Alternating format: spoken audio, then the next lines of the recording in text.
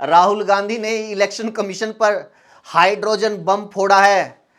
इस बार सच में बम फोड़ा है।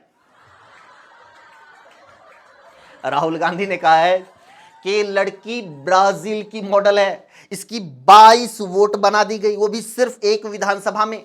हरियाणा में 90 विधानसभा हैं। इस खुलासे के बाद 89 विधानसभाओं के लोग गुस्से में हैं। अरे ज्ञानेश अंकल, जब एक ही घर में 500 वोट बना सकते हो तो इसकी 90 तो बना ही सकते थे, हारने वालों को भी कुछ तसल्ली मिलती। अच्छा, इसकी वजह से हारे हैं तो फिर ठीक है, सह लेंगे थोड़ा। अगर ये हमें हराना चाहती है तो हम सब कुछ हारने को तैयार हैं। बताओ, ये हमारे हरियाणा के एक गांव की वोटर लिस्ट में है। समझ नहीं आता, ये ज्ञानेश अंकल हरियाणा की वोटर लिस्ट बना रहे थे या अपनी फैंटेसी लिस्ट। ब्राजील की मॉडल भी हरियाणा में आकर वोट करती है। हरियाणा वालों को समझ में नहीं आ रहा कि इस बात पर प्रोटेस्ट करें या प्राउड।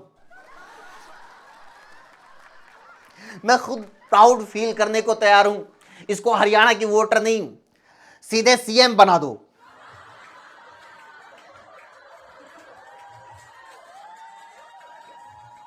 अच्छा, वोटर लिस्ट में कहीं इसका नाम अनु है, कहीं सीमा, कहीं स्वीटी, कहीं सरस्वती। सरस्वती, अरे ज्ञानेश अंकल, ये कौन से एंगल से सरस्वती नजर आती है? एक जगह इसका नाम है बिमला, अंगूरी, सत्यवती देवी। अगर ये सत्यवती देवी है तो मैं गजोधर ज्ञानानंद बटुकनाथ हरिप्रसाद रामदास चौरसिया हूं।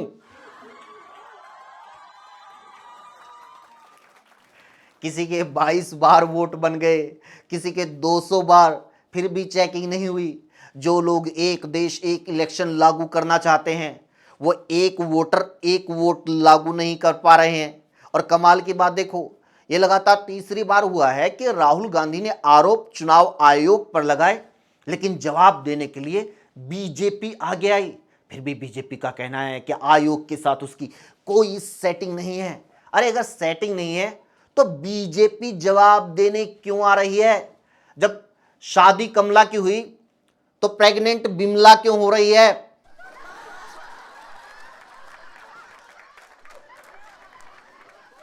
बीजेपी वाले और मीडिया वाले कह रहे हैं कि अगर राहुल गांधी के पास इतने सारे सबूत हैं तो कोर्ट क्यों नहीं जाते?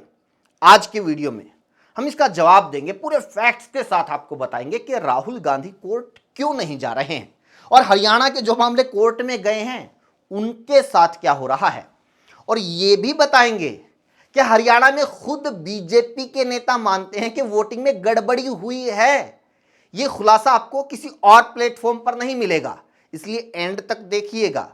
लेकिन पहले यह देखिए कि अब तक इलेक्शन कमीशन के कैसे कैसे कारनामे एक्सपोज हुए हैं। इसलिए हो सकता है कि कुछ जानकारियां रिपीट होंगी और कुछ हमारे जोक्स भी, लेकिन मजा आएगा, गारंटी की बात है। याद है राहुल गांधी ने जब पहली बार वोट चोरी पर प्रेस कॉन्फ्रेंस की थी तो दिखाया था कि कैसे वोटर लिस्ट में किसी के पिता का नाम FCKRMPL, किसी के पिता का नाम WHIRLTM, किसी के पिता का नाम EPMLNO, मतलब कुछ भी लिखा हुआ है, समझ नहीं आता ये पिता का नाम है या परमाणु बम का कोड।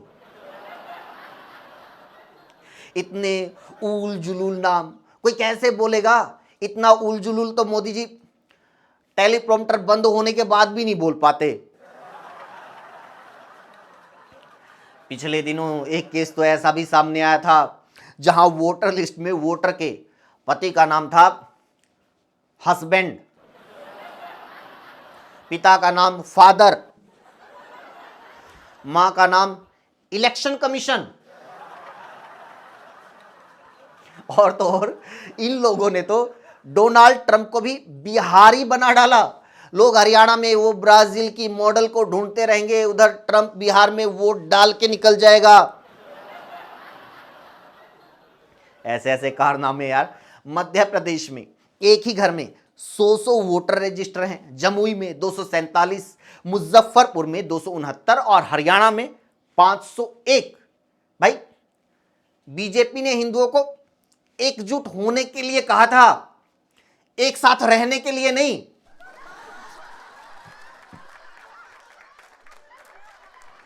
वोटर लिस्ट में कई घर तो ऐसे सामने आए जहां हिंदू मुस्लिम एक साथ रहते हैं।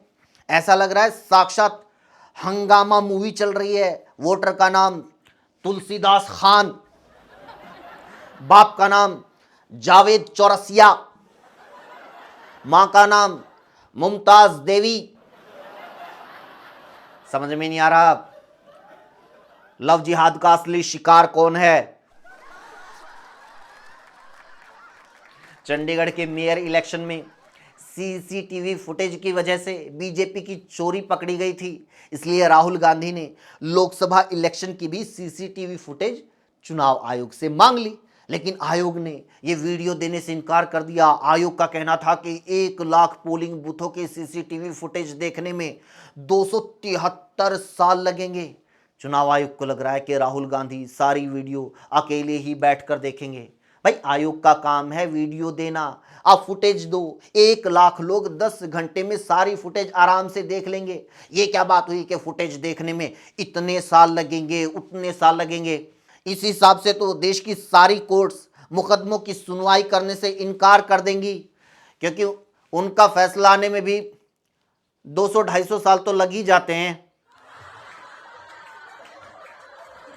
कोर्ट केस से याद आया, बीजेपी वाले बार बार बोल रहे हैं कि अगर वोटिंग में धांधली का शक है तो कांग्रेस कोर्ट क्यों नहीं जा रही।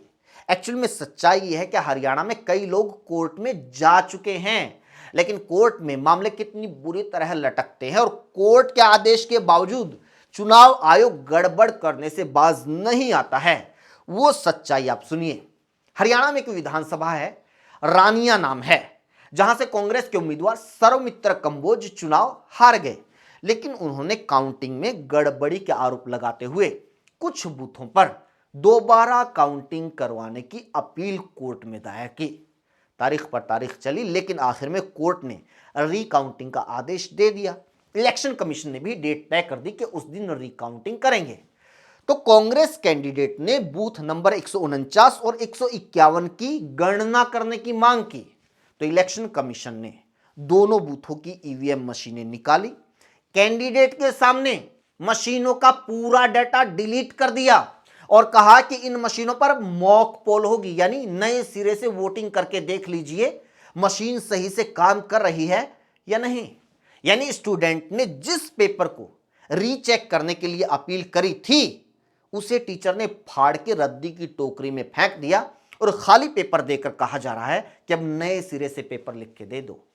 एक और एग्जाम्पल देखिए, हरियाणा का एक विधानसभा क्षेत्र है उचाना। वहां के कांग्रेस उम्मीदवार सिर्फ 32 वोटों से चुनाव हार गए। उन्होंने कोर्ट में 215 पोस्टल बैलेट की दोबारा काउंटिंग के लिए अपील की। अब अगर बीजेपी के मन में कोई खोट नहीं है तो उसे भी इस काउंटिंग से कोई आपत्ति नहीं होनी चाहिए थी, लेकिन बीजेपी के उम्मीदवार ने आपत्ति जताई। वो लगातार कोर्ट के सामने काउंटिंग ना करने की अपील कर रहे हैं और इसी चक्कर में 1 साल से यह मामला तारीख पर तारीख में उलझा हुआ है। जबकि कितनी देर लगती है, 215 वोट ही तो काउंट करनी है, 10 मिनट का काम है, लेकिन नहीं हो पा रहा। मतलब 1 साल से सिर्फ एक विधानसभा की सिर्फ 215 वोटों की गिनती नहीं हो पा रही है। तो आप बताइए, पूरे देश में या सिर्फ हरियाणा पकड़ लीजिए, यहां लाखों फर्जी वोटों को फर्जी तरीके से बनवाने की, कटवाने की सुनवाई होने, जांच होने या फैसला आने में कितने हजार साल लगेंगे। अब तीसरा एग्जाम्पल आप देखिए, बीजेपी में एक केस थानेसर सीट का भी कोर्ट में गया है और एक केस कांग्रेस ने नहीं बल्कि बीजेपी उम्मीदवार ने लगाया है। बीजेपी कैंडिडेट का भी लगभग वही आरोप है। जो राहुल गांधी का आरोप है। बीजेपी कैंडिडेट का कहना है कि थानेसर सीट पर फर्जी वोटिंग हुई, उन लोगों की भी वोट डाल दी गई जो मर चुके हैं या विदेश में बैठे हैं। अब जो बीजेपी वाले पूछ रहे हैं कि जब फर्जी वोटिंग हो रही थी तो कांग्रेस के बूथ एजेंट क्या कर रहे थे, क्या वो लोग अब अपने खुद के कैंडिडेट से पूछेंगे कि जब फर्जी वोटिंग हो रही थी तो आपके बूथ एजेंट क्या कर रहे थे? वो तो 1 सेकंड में पोलिंग रुकवा सकते थे, क्योंकि हरियाणा में भी उनकी सरकार थी, केंद्र में भी उनकी सरकार थी, सारा प्रशासन उनके अंडर काम कर रहा था। लेकिन सच्चाई यह है दोस्तों कि बूथ एजेंट सभी वोटर्स को नहीं पहचानते। बड़े गांव और खासकर शहरों में तो सभी वोटर्स की पहचान करना ये एजेंट्स के बस की बात है ही नहीं। ये काम सिर्फ चुनाव आयोग कर सकता है। इसलिए हमने बार बार कहा है कि ये फर्जी वोटर्स का मुद्दा एक्चुअल में बहुत सीरियस है और इसमें ये कांग्रेस वर्सेस बीजेपी की लड़ाई नहीं है। ये सभी के लिए इक्वल कंसर्न का इश्यू होना चाहिए। ये हमारे लोकतंत्र का मजाक ही है कि एआई के इस दौर में भी हमारा इलेक्शन कमीशन ऐसी ऐसी गलतियां नहीं पकड़ पा रहा कि एक एक वोटर एक ही फोटो के साथ 100-200 जगहों पर रजिस्टर है। ये शर्म की बात है कि आजादी के 75 साल बाद भी हमारे यहां वोटर्स के नाम और एड्रेस तक ढंग से नहीं लिखे जा रहे हैं। यह विडंबना ही है कि आज जब हर आदमी अपनी जेब में 50-50 मेगापिक्सल के मोबाइल कैमरा लिए घूम रहा है और हम अपनी लोकतांत्रिक पहचान अपने वोटर कार्ड पर एक ढंग की फोटो नहीं जोड़ पा रहे हैं। यह चुनाव आयोग के घपले का साक्षात सबूत है कि इस डिजिटल और फास्ट इंटरनेट के दौर में भी वो वोटर लिस्ट का डिजिटल डेटा विपक्ष को नहीं देता, सीसीटीवी फुटेज नहीं देता। वो जवाब मांगने पर सिर्फ कागजों के बंडल और बातों की बंडलबाजी थमा देता है। इसके साथ वीडियो में इतना ही दोस्तों। कैसी लगी कमेंट जरूर कीजिए और लोगों तक पहुंचाइए, शेयर कीजिए। जुड़ने के लिए चैनल को जरूर सब्सक्राइब कीजिए। Thank you so much.